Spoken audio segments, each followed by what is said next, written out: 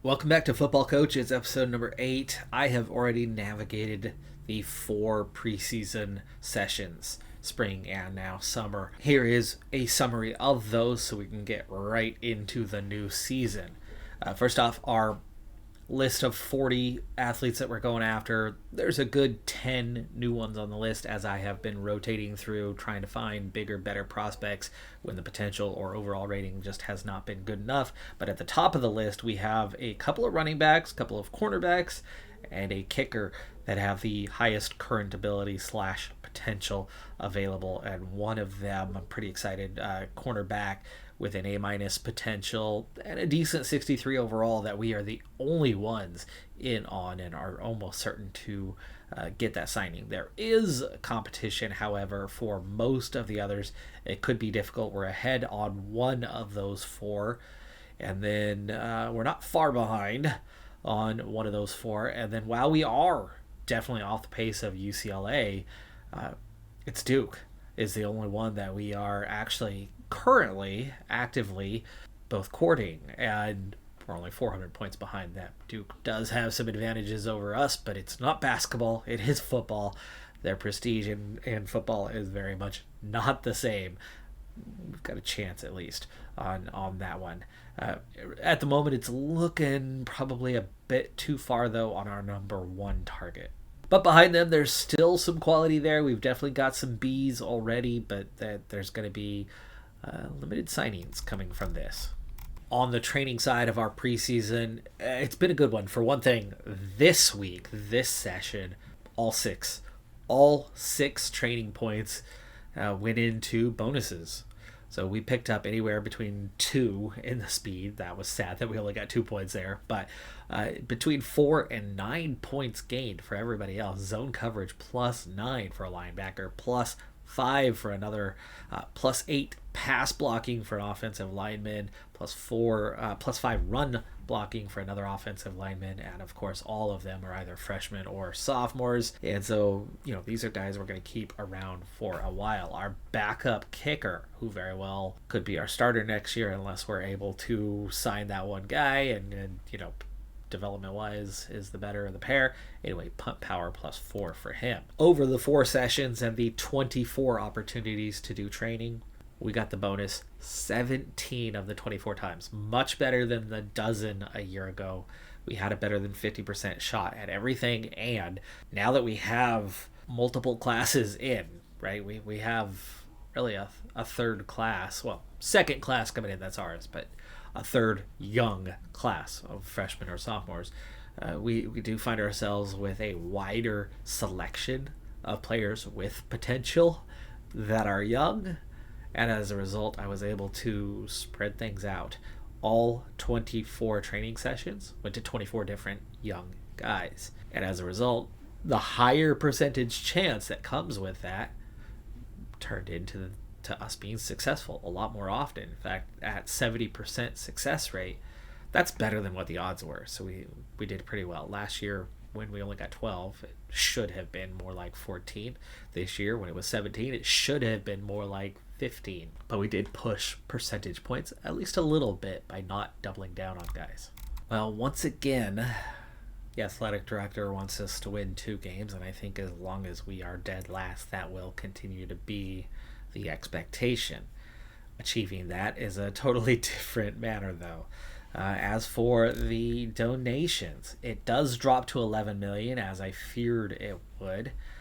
With the new bronze donor instead of the silver one, it's another million less. So a bronze donor is 4.5 million, a silver is 5.5, a gold is 6.5. Now, there's no way that this is going to happen. Hold Oregon, UCLA, or Colorado. Any one of them. Colorado is a possibility on that, but 25 points or fewer feels absurdly hard. And even though the bonus donation is bigger, I think we should probably go in and try to negotiate that. Meanwhile, rush for 140 plus yards against Phoenix, Arizona, or Colorado. So Arizona, Arizona State, or Colorado. I don't see that one happening. I see that one actually being even worse. Like 25 points or fewer for Colorado. We've held a couple of opponents below that mark. We've never rushed for over 100. We had a 90-plus yard rushing game a season ago. I know our offense is going to be better this year than last, and I don't know where they are just yet. I don't know what our ratings are. We'll find out soon. But yeah, that seems unlikely. Really seems unlikely. But those are the three schools that, if you're going to do it, it would be against one of them. And this one, 2 out of 3, there's no way it's going to happen, and the other probably not either. So we'll try to see if we can negotiate this. Now it says we have one free, and this says it's going to cost me 3 coach integrity, but it sounds like it's not because we can do one. Well, let's see. Full season. We're not going to hold them below 35 points. What about this? Hold opponents to less than 43% third down conversions.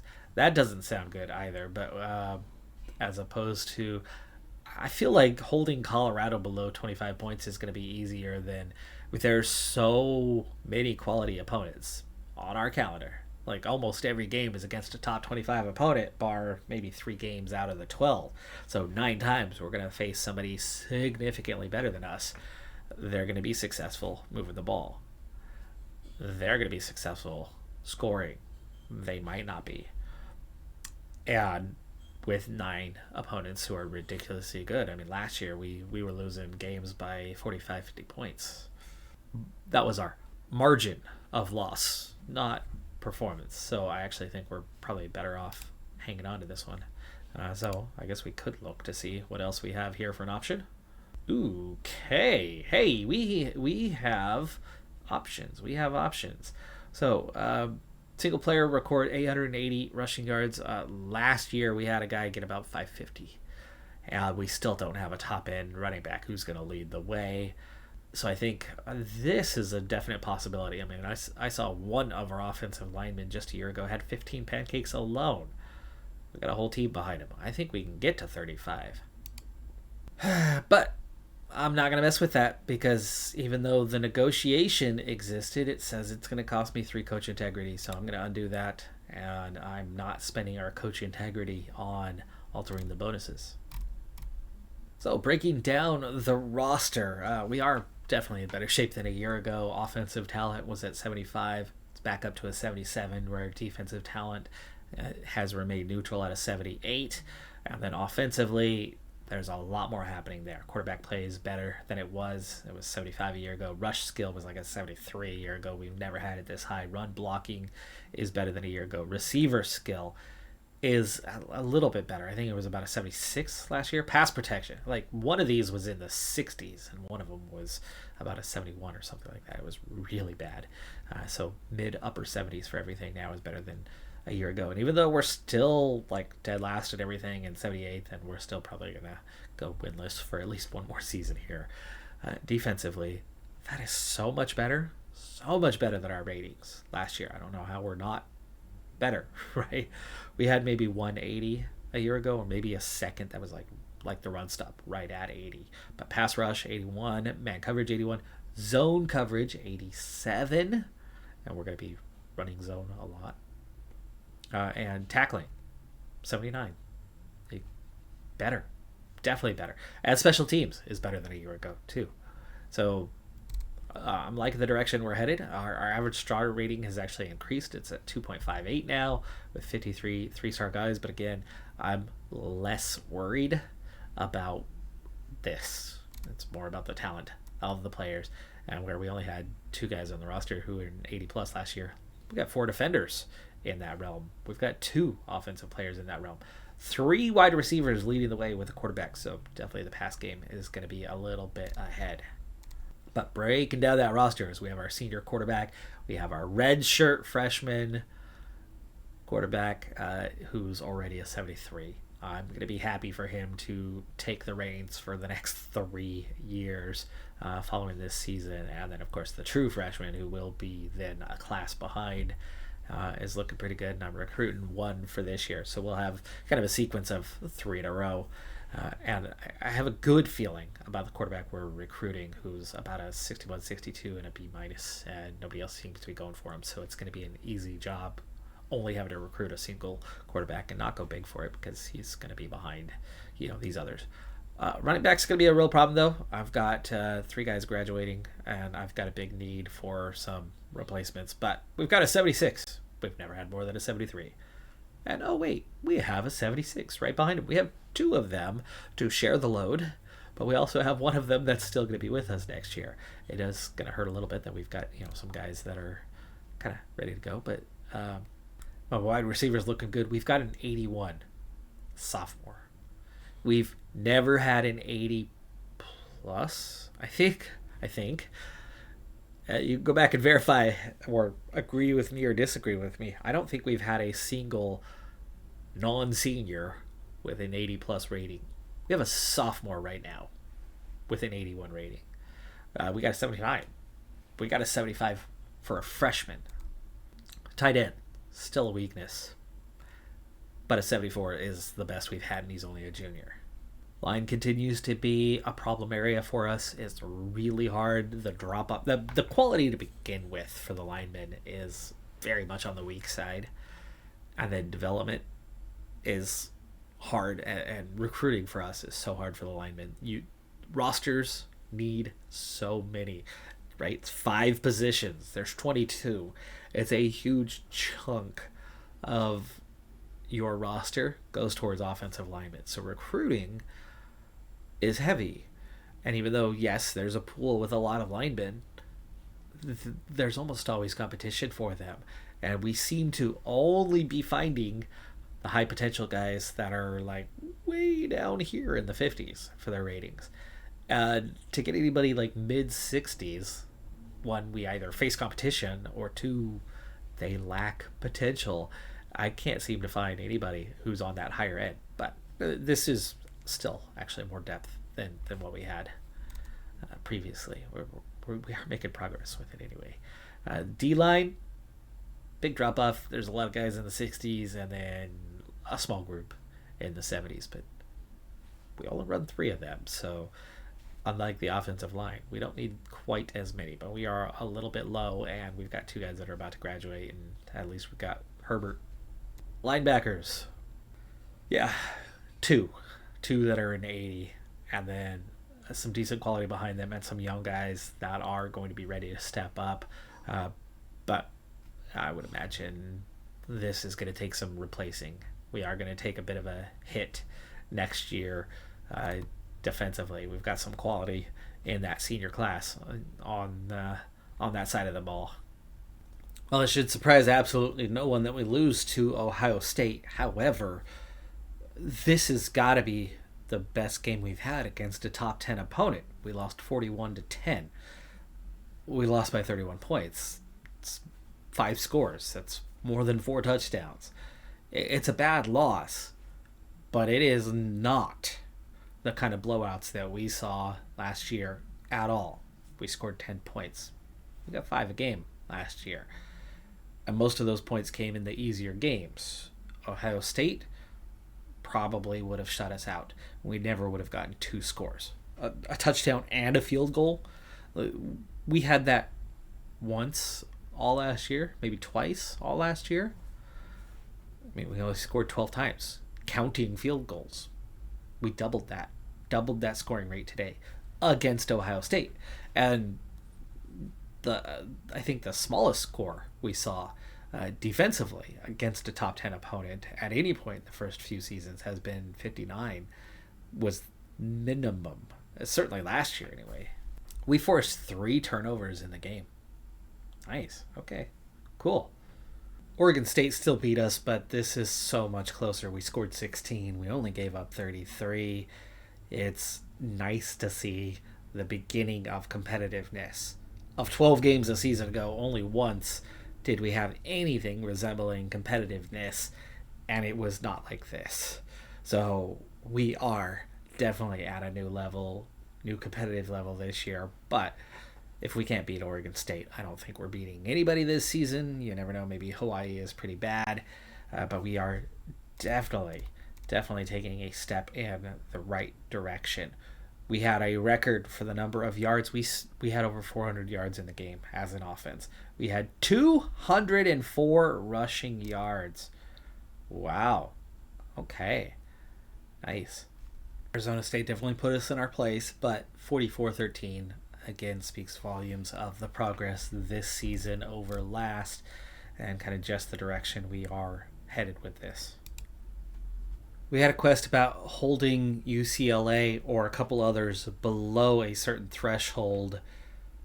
We'll see what that threshold was here, but it was another competitive game. They're a little weak this season, 2-2 now, but 34-13. If it was 35 points, we've succeeded. If it was less than that, obviously we wouldn't have. We have a severe injury to a safety. We also have an offensive lineman with what looks like a concussion type injury. And the quest was 25. So at 34 points, it was a good game for our defense. But it was not the 25 necessary. So we're still chasing those down. One positive, though, still early in the season with 16 catches and 29 targets. Our promise is carried through. We're going to get a +6 for the coaching integrity. That'll be very handy if we want to offload a few players from the roster this year. Now, as much as I still think we have to push tempo and keep things moving right along through the seasons as we are down in the gutter, the worst team trying to get better. But let's go ahead and at least give a recruiting update briefly here so you can see where we're at with these players. The quarterback we're looking to recruit this year, for one thing, is loyal. He's got the B- potential. He's only a point lower than the guy we recruited last year. Had to spend an NIL deal on. In this case, we're the only ones recruiting him, so it should be an easy signing at some stage in the process. I'm going for a big-time A- prospect at running back, but unfortunately Oklahoma has also just come in and offered a scholarship. So we were all the way up to third on his list and just out of it. Well, they just added 800 points and pulled away from us pretty significantly.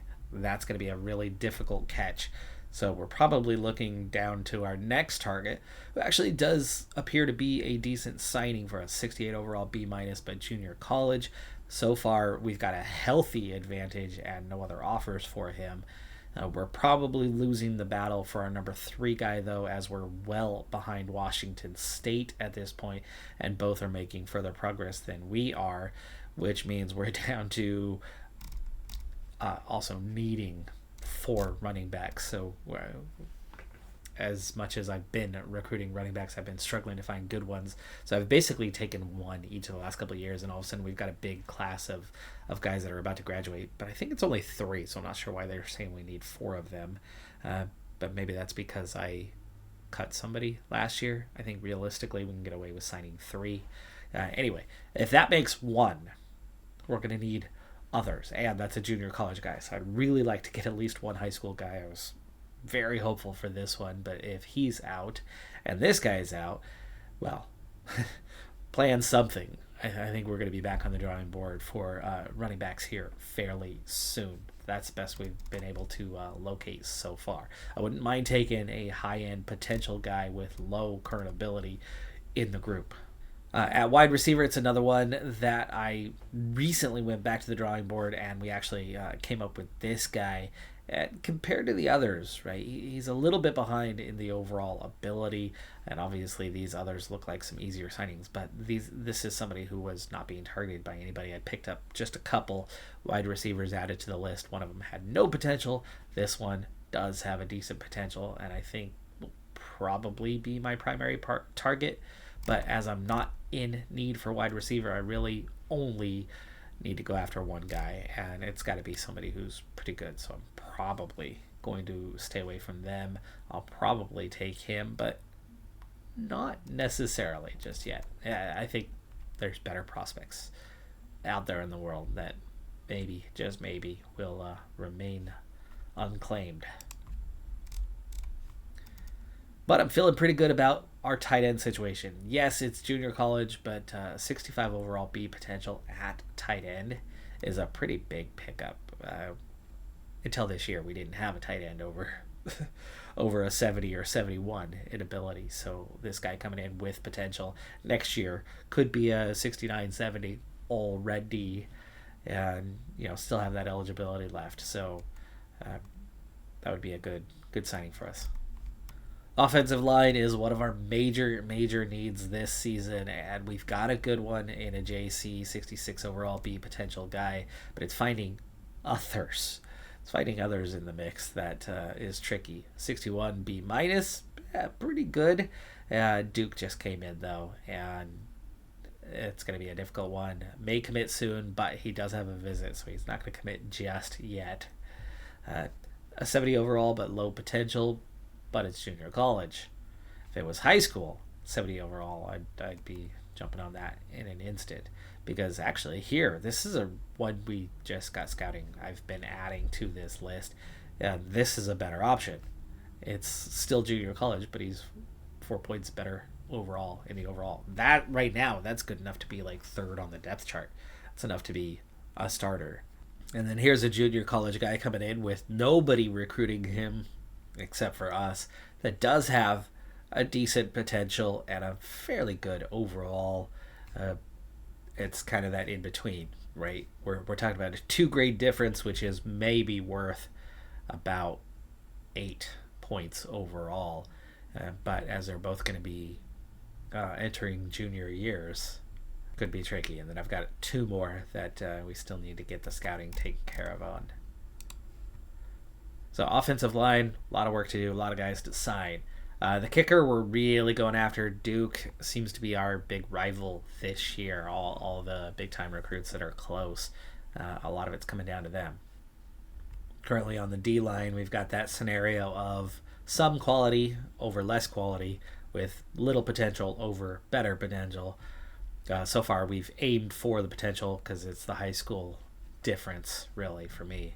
He'll make that up in a couple of years and be up to where that guy's at, and then continue to grow and get better and should outshine him over time. Plus, doesn't have the want to be a star thing, so that's the only offer we have in at the moment for the D-line. We'll definitely need to go add some more depth in time there. Linebacker, not a position of large need, but it's one that I did want to go find at least one target on. And my favorite target is now not going to happen. It's now not going to happen. So I was coming into the mix. I got onto the list, and Alabama, nobody was targeting him. Alabama just offered. So I had not offered because I knew that Alabama was a real threat on this one. And they were just sitting on 100 points or 200 points a week. And it was like, well, if we can offer and they don't offer, we could get our first 4-star guy. But no. But for linebacker, we do have some guys with some potential, or you go with the more here and now, and we'd probably be going with the potential option as we're not in big need for the position. But no offers extended just yet. Cornerback. Good group. I've got 4 guys here with 3 offers out already, though we've got to beat Navy head-to-head in our favorite one here. But we've got some good potential in the group and pretty decent current ability in the group as well. And then at safety, better overall guys, no competition, but not much in terms of potential in the group. So we're a little all over the place right now in the recruiting. I just freed up 4 spots on the recruit list, so I will go start to fill those out, especially where we have some major weaknesses in my targeting. Well, there's the first proper blowout of the year, 65-6, but it's LSU, and we did get 6 points. I don't know if that's a failed extra point or if the more likely is 2 field goals, but again, points to we're moving the ball more. We're moving the ball more than last year by far. And here comes our first recruit, and I think we might have been the only one in on this guy. We'll see. It's the B- potential, but low current ability, long-term project for an offensive lineman. And yes, we were the only ones in. So there's signing number 1 out of the way. By the way, with 22 seniors, this is really going to free up. It's going to be a big, full recruiting class this year. Oregon was one of those hold them under 25 points games, and yeah, no, we did not do that. Actually, that's a second worst our defense has been all season. Oregon's not having a great start to their year, but 47-3, pretty bad blowout right there. But we have 4 recruits that are ready to sign. All of them have a B potential or better. We have a quarterback, we have 2 offensive linemen, and the quarterback, I know we were the only ones going after this one, so let's go ahead and make sure. Yes, he will sign with us. What about the others? We've got 2 junior college guys. The other high school guy is going to sign with us. That's a high potential cornerback. Happy to have that. Okay, offensive lineman, junior college, mid-tier overalls with good potential.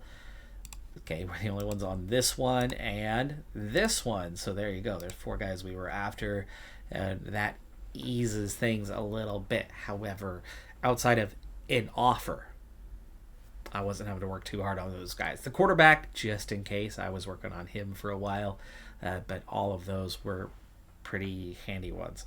We're looking at the number 21 and number 22 offensive linemen. It looks like junior college is a little bit easier to get after. They're not as highly sought after.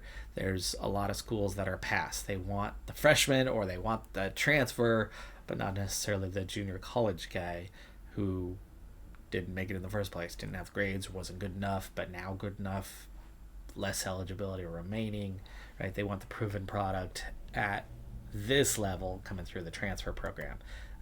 I don't mind picking those up because they can make a big difference for us. Well, we're currently at the halfway point of our season. Right now, number 1 in the nation, offense and defense in terms of quality and undefeated record. Holding opponents to 9 points per game is Florida. Yeah, that's good. They have that 9 prestige. They have 48 for those facilities. Way down at the bottom for us. We are, of course, dead last. Hawaii is winless and the next game. But they're an 80-80, where we're apparently a 77-77, or at least currently with injuries. That's where we're at. New Jersey, though, right there with us as a 78-77.